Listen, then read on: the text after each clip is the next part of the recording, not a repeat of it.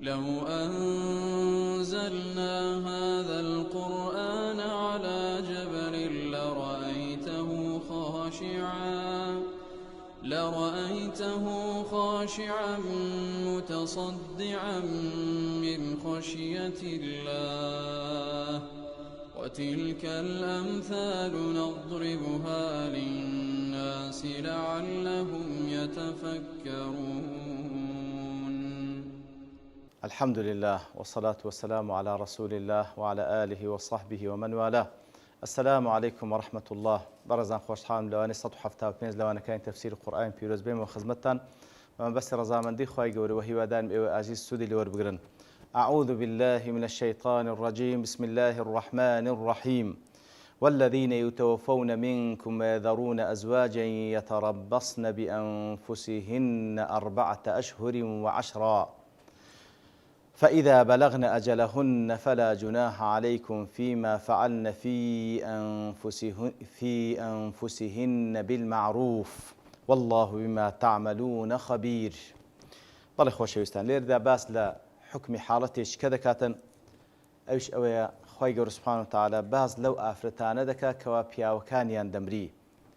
دیارە لە پێشەوە باسی حاڵەتی تەلاقی کرد کەواتە ئافرەت لە دوای زەواج ئەگەر تەلاق بدرێ ئەوە دیارە عیدەکەی باس کرد کەوا 3 خینە 3 قوڕوع وەکو باسمان کرد 3 حاڵەتی حەیز ببینی. بەڵام ئەدی ئەو ئافرەتەی کەوا پیاوەکەی دەمری دەفەرمی والذین یتوفون منکم ئەو پیاوانەی کە لەنگۆ دەمرن ويذرون ئەزواجا لە دوای خۆیان ئافرەت خێزان بەجی دێڵن يتربصن بأنفسهن 4 أشهر و10 ئەو ئافرەتانە دام بە خۆدا دەگرن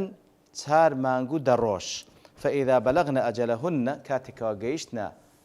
أجلي خوانواتا أو 4 مانگ و 10 ڕۆژە تەواو بوو فلا جناح عليكم فيما فعلن في أنفسهن بالمعروف. گوناهتان لەسەر نییە ئەی ئەولیا و با بڵێن بەرپرسانی ئەو ئافرەتەی کەوا مێردەکەی مردیە هیچ گوناهتان لەسەر نییە کاتێکەوە ئافرەتن لە دوای ئەوەی کەوا عیدەی تەواو دەبیتن چی لە خۆی بکە بە چاکە واتە دەکرێت لەو حاڵەتەی لە عیدەی دەربچی وەکو دێن ڕووی دەکەن ئینشاءالله والله بما تعملون خبير. وبزانن الله سبحانه وتعالى ئاگادارە بەو کار و کردوانەی کە دەیکەن. بەڵێ خۆشەویستان والذین یتوفون منکم ئەوانەی کەوا لەنگۆ دەمرن یتوفون بە مەبنی للمەجهول چێ دەیانمرێنی الله يتوفى الأنفس حين موتها. الله سبحانه وتعالى بڕیاری وەفات و مردن دەدا لە بۆ کەسێک کەوا دەمری. هیچ کەسێک نامری بەبێ بڕیاری خوا سبحانه وتعالى. ئەوە قەنەعەت و یەقینە پێویستە مسلمانێک ئەو یەقینەی هەبی مردن بەدەستی غەیری خوا نییە. الله سبحانه وتعالى بڕیاری مردن دەدا. الله يتوفى الأنفس حين موتها. ئیتر ئەوانەی لەنگۆ دەمرن ويذرون أزواجا وە لە دوای خۆیان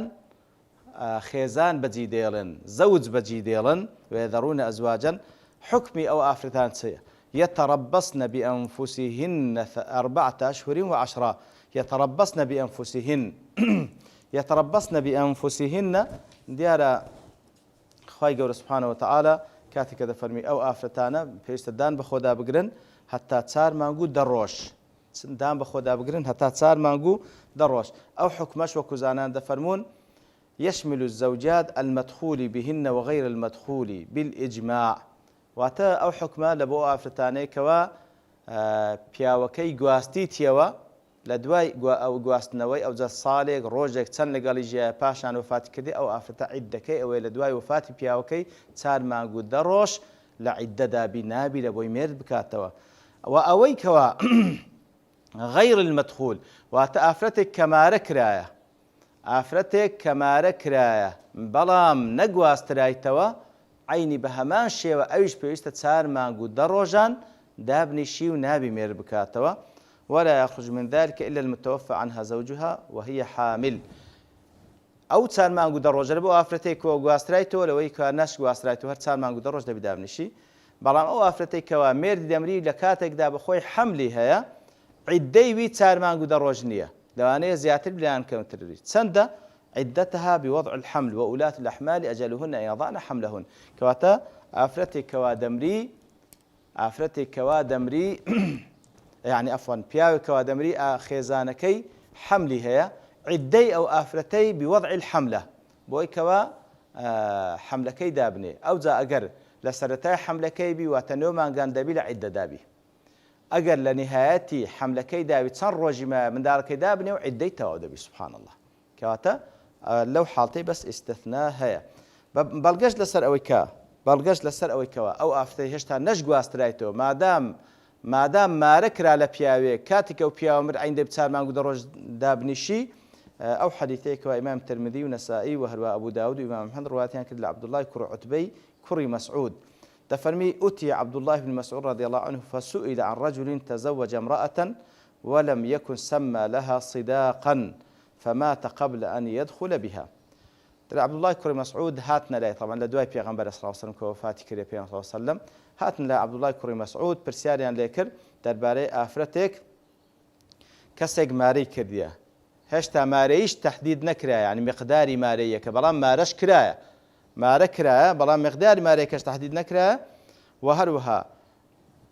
با بڵێن نەشی گواستیتەوە ئەو پیاوە مرد بەس مارەی کردیە ئایا عیددەی چەندە و ئافرەتە چەند دەبی دابنیشی تا ئەوجە لە بۆی هێمێر بکاتەوە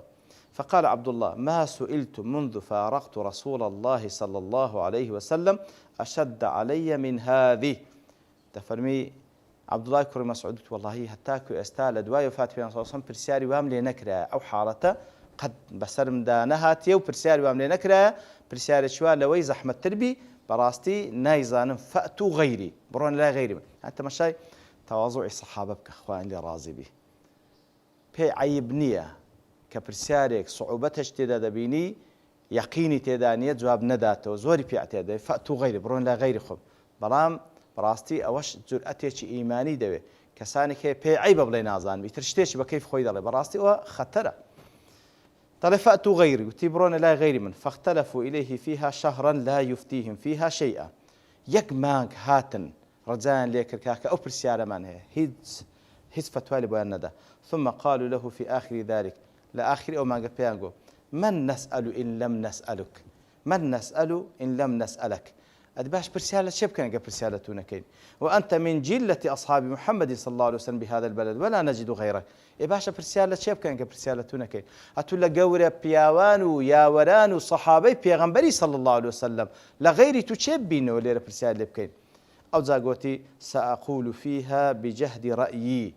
بالي مادام فتويل الدم لقدرت أنا خوم أو دي تيبقم فإن أصبت فمن الله وحده لا شريك له أجر بيكام وراستم جو أو فضل خواي ولا لا خواي قوري سبحانه وتعالى وإن أخطأت فهو مني ومن الشيطان أجر غلطي شمكرت غلطة كم لخومة ولا شيطان والله ورسوله منه براء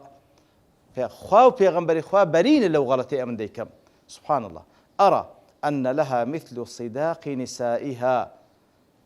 ضلي أوزا رأي خي خوي قوت فتوايدا ضلي أو آفرتكوا مقداري ماريش لو تحديد نكرايا ماري لبوهيا واتا مقداري ماريش لبوهيا مثل صداق نسائها أو هندي كوا عادتي لنا خلشي استا آفر لسرتندي ماري ذكرين لبويه أو هندا لميراتي أو بياو بجررتو لا وكس هز غش لنكره ولا شطط هز ظلم لنكرة ولها الميراث وهروها ميراتي أو بياوش دقري بيت قلوي كوا بابلين ماري يكي تسند دبل بوي دابندري بيت قلوش سلما لميراتي أو بياوي دمينتوا عيني طبعا أويش بهمان شوا تاريكة شي لبو هيا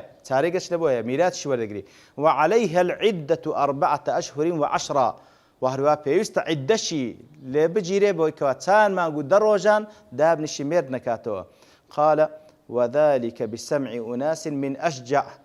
طلقاتك وفتوى إذا كسانق لقبيلة أشجع لمن موجود بون فيهم الجراح وأبو سنان يقلوا أنا جراح بو هو أبو سنان اللي موجود فقالوا يا ابن مسعود نحن نشهد أن رسول الله صلى الله عليه وسلم قضاها فينا في بروع بنت واشق وإن زوجها هلال بن مر الأشجعي كما قضيت ضليقوتيان يا ابن مسعود شاهدي الدين همان حكم بيغمبر صلى الله عليه وسلم حكم دا لسر آفرتك نايب روعبو كاتك وهلال ميردي ماري كذبو مرد بەبێ ئەوەی مارەیی بدات بەبێ ئەوەی کەوا بیگواستەوە هەمان حکمی دا پێغەمبەر صلی الله عليه وسلم. قال ففرح عبد الله بن مسعود فرحا شديدا حين وافق قضاءه قضاء رسول الله صلى الله عليه وسلم. فرمي أوزا ابن مسعود كجوي لبو أو فتواي كأو دايتي موافقة لقل أو كوا بيغمبر صلى الله عليه وسلم أنزامي دا زور دلي خوش بو كواتا أو بلغير سرويكا أو عدي تار ما قد روجا أو عدي تار ما قد روجا لبو أو آفرتاني كوا گواستراینەوە لە بۆ ئەو ئافرەتانێکەوە نەش گواستراین و عین دەبێت چارمان گودە ڕۆژ لە عیددە دابی دیارە وەک گوتمانکەوە ئافرەتێک کە تەلاق دەدرێتن ئافرەتێک کە تەلاق دەدرێت لەسەری وە کەوا سێ حەیضان لە عیددە دابی بەڵام ئافرەتێکەوە مێردی دەمری پێویستە چار مانگوو دە ڕۆژ ئەوەش دیارە خوای گەورە الحەکیمە سوبحانەهو وتەعالا حکمەتی تێدا لەبەرچی ئێوەی زیاتر لەوی دیکە دیارە حکمەتی تێدا ئێمە بزانین یا نەیزانین بەڵام ئەوەی کەوە والله عالم زۆرێک لە مفەسرین بتەوێت نەتوێت مەسەن کە ئافرەتێک تەلاق دەدرێت لەگەڵ پیاوەکەی زیادە بێتەوە ئەو خۆشەویستە لە بینیان نامینە لێ تەلاق درایە لێ ئیوی سێ حەیضی بەسە لە بۆی کەوە بەڕائەتی ڕەحمەکەی بەدیار بێخ بەڵام ئەو ئافرەتێکەوە پیاوەکەی مردیە ئەغلب جار کاتێکەوە پیاوەکەی دەمێت تەبەن ئەوژ نەخۆشی دەوێت مشکلیان لەگەڵ یەکتری نەبووە لێ پێویست بە مودەتی زیاتر هەیە تاوەکو دڵنەوایی لە بۆ ئەو ئافرەتەی تاوەکو سەبرە ئەو مەیلە کەم بیتەوە پێویست بە 4 مانگ دەڕۆژێ و علمیە نیش دیارە ئیسپات کرایە ئەو شتە ئیسپات کرایە کەوا لە حاڵەتی تەلاق کاتێکەوە ئەو ئافرەتە لەگەڵ پیاوەکەی جودا دەبیتەوە مدەی 3 حەیزی پێویستە بە 3 حەیزی تەواو بەڕائەتی ڕەحمەکەی بەدیار دەکەوی لەبەر ئەوەی خۆشەویستی لە نێوانیان نامینێ ئەو ڕەحمی ئەو ئافرەتەی مدەتی کەمتری پێویستە تاوەکو لا حرج فی بەیاندین ئاوی ئەو پیاوەی لەبیر بکە وەکو شەفرەیەک هەیە سوبحان الله وەکو علمیان دەگوترێ لە بین ئاوی پیا و ڕەحمی ئەو ئافرەتە 3 حەیزی پێویستە تاوەکو ئەو شەفرەیە لە نێوانیان نەمینە و نەیناسیتەوە بەڵام ئافرەتێکەوە پیاوەکەی دەمری و خۆشەویستی لە نێوانیان هەیە 4 مانگ و 10 ڕۆژی پێویستە تاوەکو ئەو شەفرەیە لە نێوان ئاوی ئەو پیاوەی کە مرد لەگەڵ ئەو ئافرەتەی کەوە مایتەوە لە دوایوی والله ئەعلەم. بە هەر حاڵ کاتێکەوە دەفەرمی یەتەڕەبەسنە بئەنفوسیهن یەتەڕەبەسنەوە تە دادەنیشن و لە عیددەدانە زانان کوی بازکەن عەلەیهن ئەن یەمنەعنە ئەنفوسەهن عن النکاح طبعا لەو 4 مانگ و 10 ڕۆژەی بە هیچ شێوەیەک نابی مێرد بکەنەوە وعن التەزەیون نابی خۆی بڕازێنیتەوە بە هەر خۆڕازانەوەیەکەوە مانای ئەوەی بە دیاربێخیکەوە ئیستعدادی زەواجی هەیە وعن الخروج من منزل الزەوجیە بەڕاستی خۆشەویستان نقطەیەکی مهمەکەوە زۆرێک لە مسلمانان ئێستاکەوە پیاوەکەی دەمری لەوانەیە هەر فکر لەو شتەش ناکاتەوە دەبی 4 مانگە لە ماڵی دامشی 4 مانگ و 10 ڕۆژ نابی شتێکی واش لەبەر بکاکەوە مانای خۆڕازانەوەتدا نابی کلی لە چای بکە نابی وە بکە و نابی وە بکە ئیتر بە هیچ شێوەیەک زینە و جوانی نابی بەکاربینی نابی لە ماڵی مێردەکەشی دەربچی 4 مانگ و 10 ڕۆژ إلا إذا كان هناك ضرورة لهذا الخروج إلا مەگەر ضرورەتە لە بۆ دەرچوون نەخۆشیێکی وایە وەکو هەندێک دەزانن دەڵێن ئەگەر نەخۆشیەکەش مزاتی دکتۆر بێتە لای باشتر ئەگەر نا ضرورەتە و دکتۆر نا ئەو جەبا بچی لە بۆ ضرورەت هەتا وەکو لە فتوای زانایان کاتێکەوە پرسیارن لێ دەکرێت ئافرەت لەو 4 مانگ و 10 ڕۆژەی دەبێ بچیتە عومرە هەتا وەکو ئەوەشیان لێ مەنع کرد نەخێر با لەوە غەیری ئەو وەختەدا بڕۆ کەواتە بەڕاستی ئیلا ضرورەتێکی قوسوا هەبی ئەگەنا نابی بستە دەرێ لە دەوامدایە نابی بستە دەرێ مەگەر ئیجازەی نەدەنێ ئەگەنا ئەسڵ وابی کاتە ئیجازە مدة 4 أشهر و10 أيام 4 مانگ و 10 ڕۆژ کەواتە ئەو 4 مانگ و 10 ڕۆژە دەبی لە عیددەدا بمعنای کەلیمە ئێستعدادی زەواجی نەبی و خۆی نەڕازێنیتەوە بە هیچ شێوەیەک حتى بکرێ لە ماڵی مێردەکەی دەرنەچی إلا مەگەر ضرورەتێک بی بەڵام لە دوای ئەوە فإذا بلغن أجلهن فلا جناح عليكم فيما فعلن في أنفسهن بالمعروف بەڵام کاتێکەوە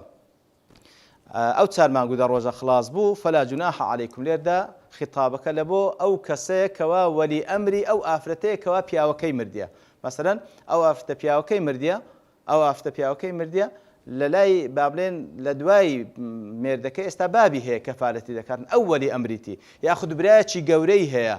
و یاخود کوڕی خۆی گەورەیە ئیتروانە هەمووی وەلی ئەمر لە بۆ ئافرەتە لە دوای ئەو 4 مانگ و 10 ڕۆژە ئەی وەلی ئەمری ئەو ئافرەتەی هیچ گوناحتان ناگاتی ئەو ئافرەتە ئەگەر بای هەندێ لە ماڵێ دەرچوویان خۆی ڕازاندەوە بە هەر زینەتێک بەڵام بالمعروف نابی خۆ سفور بکە خۆی بڕازێنتەوە خۆی عەرز بکە نا بەڵام لە ناو ژنان احتیادی زرکەشی جوان لەبەر بکە ئیتر بە هەر شێوەیەک ئیستعدادی مێرکردنەوە نیشان بداتن ئەوە گوناحتان ناگاتی بەڵام بالمعروف بنابی لە حدودی معروفی شەرعی دەربچی یاخود لە عرفی مجتمع دەربچیتن والله بما تعملون خبير وبزان خوای گەور ئاگادارە بە ناوەڕۆکی شتەکان خەبیر عالم بباطن الأشياء خوای گەور ئاگادار بە ناوەڕۆ شتەکان خەواتە لێرەدا یەک کەلمەی دیکەشەیە پێویستە بگوتری بەڕاستی شەرعەن ئافرەت هەتا 4 مانگ و 10 ڕۆژ لە دوای مردنی مێردەکەی دەبی لە عیددەدا بەڵام لە دوای ئەوە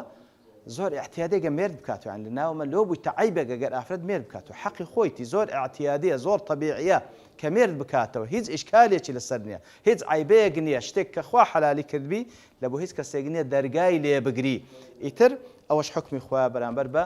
ئافرەتانێک کەوا پیاوەکانیان دەمری بەو شێوەی هەڵس و کەوت دەکەن سبحان ربك رب العزة عما يصفون وسلام على المرسلين والحمد لله رب العالمين لو أنزلنا هذا القرآن على جبل لرأيته خاشعا متصدعا من خشية الله وتلك الأمثال نضربها للناس لعلهم يتفكرون